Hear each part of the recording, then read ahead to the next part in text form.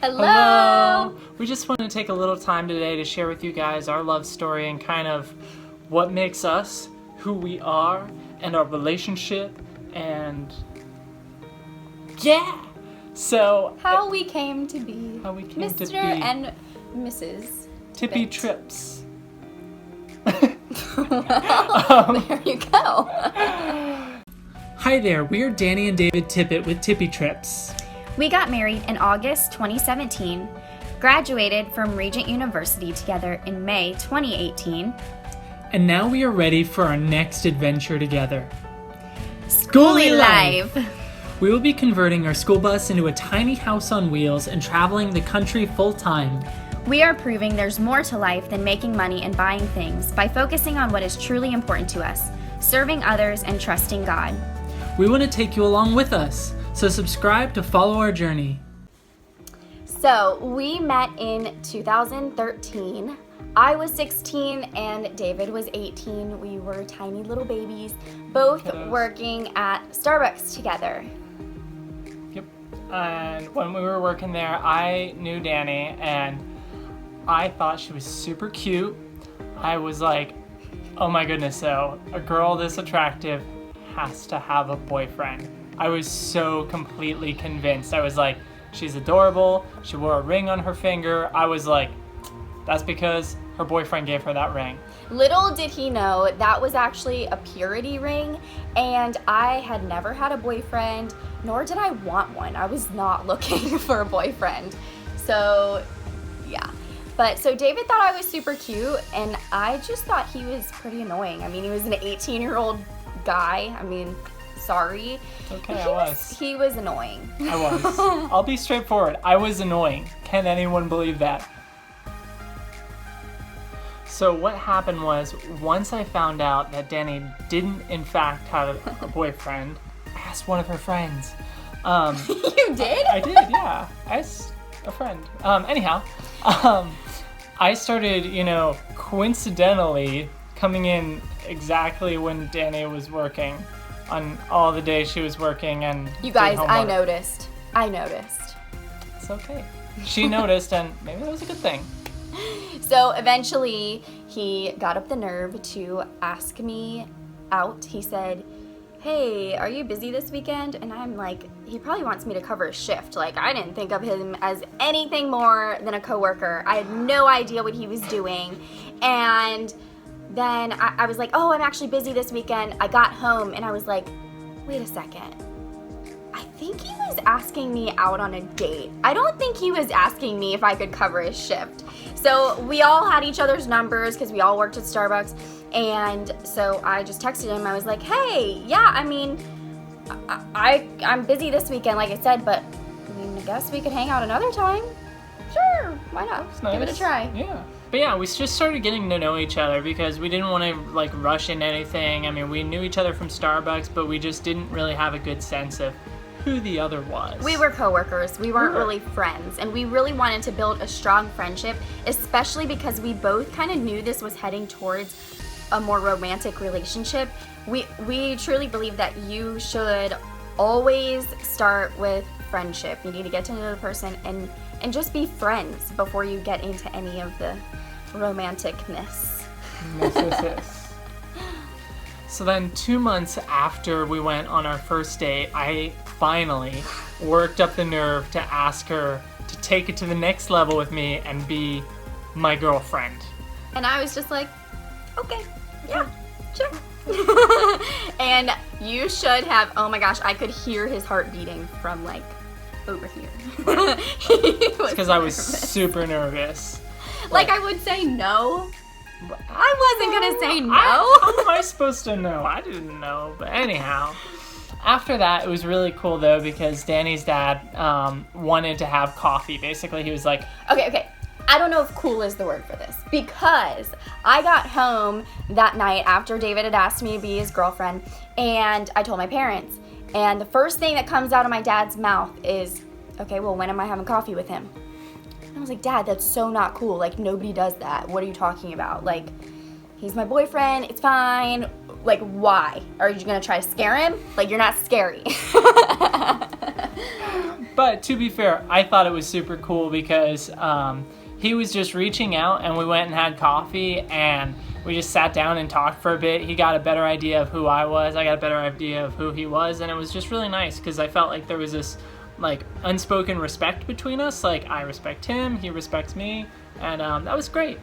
Yeah, and now even to this day they have a really great relationship, and I think that it did start there. So even though I was like, Dad, you were so not cool right now, it actually, his intentions were good. He really just wanted to get to know him and have a good relationship with him as well, because he wanted to bring him into the family, be part of the family with us, and so it was a good thing.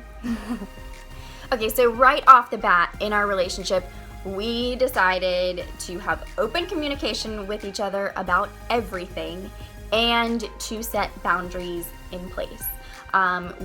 Those were both physical boundaries, emotional boundaries. We had boundaries galore, and it wasn't a bad thing. This was a really good thing to protect ourselves, our hearts, and just our relationship with each other. And so at first, we only saw each other once a week. Like, we only did one date a week, and it was crazy. But I was still in high school living with my parents, and that was something that they thought was like, something they wanted. So we respected that. And I'm actually really happy that we did that, because I feel like things would have moved along a lot quicker otherwise. And I mean, like I said, how old? I was 17, 18. You were 18 at this point. I was 17 when we started dating, but just turned 18 right after that. And so that's a little too young for us to get married. Right. So we knew it was going to be a while. So it was good to just at first go slow, only see each other once a week, and it actually did work out in the end. Very slow, may I note. I just want to point out, it was 9 whole months that I had to wait to kiss this girl. 9 whole months, which was crazy, but again, wouldn't have done it any differently, just because, like, one of the things that happened for us was I got to say I love you to Danny without anything. Like, I had nothing to gain. I'm like, saying I love you doesn't get me any more kisses. Doesn't get me any hand holding either. That was fun. Doesn't get me anything else. So I had nothing fogging kind of my field of view. So that was really great. And then that was something that I really wanted for a relationship for me. I mean, he's my first and only boyfriend ever, obviously. And so that was something that I always wanted. I never wanted to kiss someone if I didn't know that I loved them. And so that was something that was just in my head, and we did talk about that a little bit later. Right. But like, until we knew that we loved each other, there was no way. Sorry. Okay. It's good, actually, and I respected you more for it. And because you held up those boundaries, I got a better respect for you, I feel like. So we know that in order to have a strong relationship with each other, we also needed to build our relationship with God. And so we were constantly building that spiritual relationship so that we could grow closer together as well. Mm-hmm. And part of that was we just found ourselves praying with each other before bed every night. You know, they say a couple that prays together stays together. That's right. Yep. Also, we did a lot of other things. We did scripture readings, we did devotionals, things like that, just to kind of help us grow spiritually together, to make sure we were kind of at the same place, make sure we weren't unequally yoked. Mm-hmm. And you know what they say, a man that loves Jesus and loves his mama is a good one. So I'm holding on to him. So after a lot of waiting, a lot of patience, I went and finally got up the courage, and I asked her dad if I could marry her, which was a very fun experience. You have no idea how hard it is to ask someone's parent to say, you know, like, I want to marry your daughter. I want to take away your child. Yeah, seriously, it was hard. But anyhow, he gave us his blessing, and then I started plotting and waiting, and finally we decided that we wanted to do it at the Botanical Gardens in not we. Sorry. I collectively. I mean, I wasn't like, hey, can you propose at Botanical Gardens? Me and my other personality decided. No, I decided that I wanted to do it at Botanical Gardens because that was a special place to us, and we got there and we went around all day. It was pretty hot, and once she had finally given up hope, that is when I went and popped the question. I knew he was gonna propose that day, but by the time he did it, I thought we were already leaving, and I was like, okay, you know what? He's not gonna do it today. Just get over it. And then next thing I know, he's like down on his knee, and I'm like, whoa, what happened here? So I was very surprised, even though I knew it was gonna happen. If that makes any sense at all. Yep. There she be. There she be.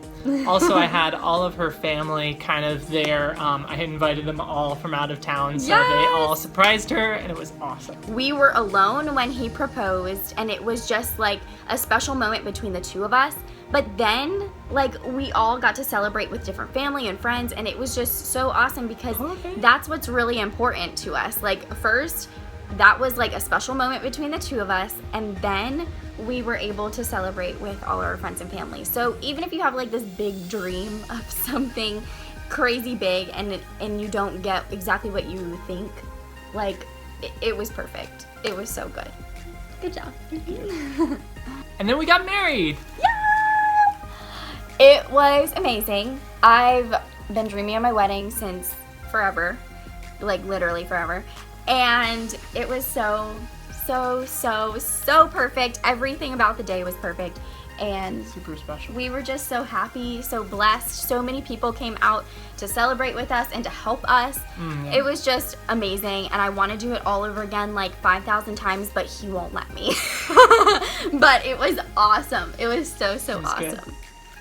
So we just want to encourage you all, whether you're in a relationship or not in a relationship yet, to just be patient and to wait on God's timing for your life, especially for your love life. And ladies, wait for a man that is going to pursue you. Do not chase someone down. Right. Respect yourself, seriously. Yeah. And men, make sure you find a woman that's going to respect you as well. It goes both ways.